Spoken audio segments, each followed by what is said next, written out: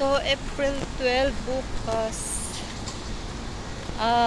Yun ang araw ng magwa 1 month ako. Bali may 11 dapat ako.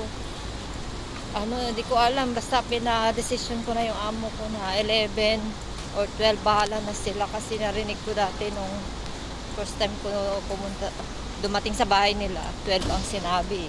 Pero sabi ng agency, pag 11 ang flight mo, kabilang na daw yun. Katulad dun sa Saudi. Pero dito hindi.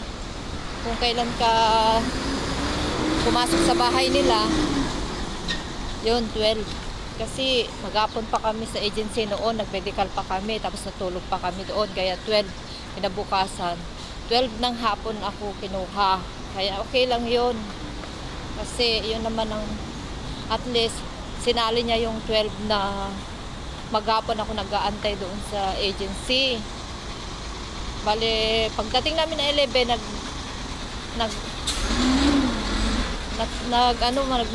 nag-medical pa kami ng hapon, tanghali, pagkatapos ng tanghalian. Bale, maghapon kami sa medical hanggang alas 4. Yun. Tapos natulog pa kami doon. Nabukasan, ilipat kami sa ibang agency, yung malapit na dito sa mga amo namin. Yun. Tapos maghapon pa ako doon sa agency na nilipatan namin dito malapit sa amo ko. Sa kanya lang ako kinuha doon alas 6, kaya 12. So, tama lang pala.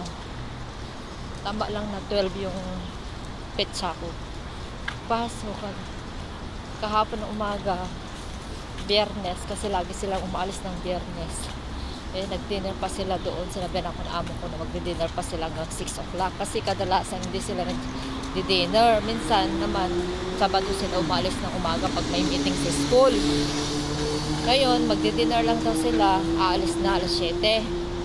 Yun, talaga may inopen ko na kailangan ko na yung sahod ko kasi bibili ako ng octopus. Octopus yung card na gamitin ko sa pagbubiyahe.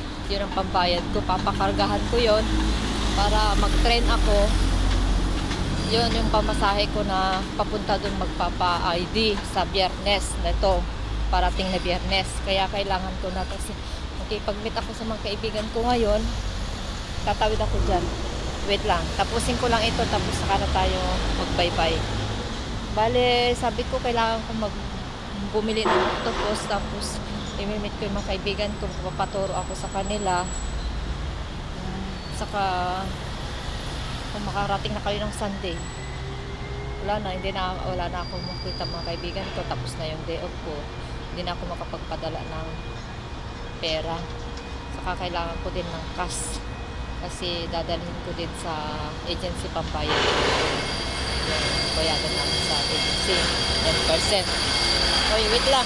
Tumapay na ako doon kasi nag-stoplight na para mabilis. Di buti na lang binigay 10 pa lang kagabi. Nantay ko pa yung lalaki. Gabi na siyang dumating. Antok na ako. Alas 10 na. Sakto naman nag-doorbell. Kaya yun, binigay agad. Hindi dapat sana diretso yung lalaki doon sa bahay. Dinala niya lang yung pera para sa akin. Pero ngayon, luluwas na siya ngayon. Susundan niya yung asawa niya doon sa mama nila. Kaya pasalamat ako kasi naintindihan naman ako, binigay agad kahit hindi pa araw ng 1 month ko. Nakiusap na lang ako gano'n. So yun ang i-share ko sa inyo mga guys. Nakikipagkita ako sa mga kaibigan ko ngayon dito. Wala akong load kaya magpapaload pa ako ng SIM card ko kasi na-expired na yung bigay na SIM cards ng agency sa akin, yung free data ko. So bye-bye na guys. Mamaya ulit.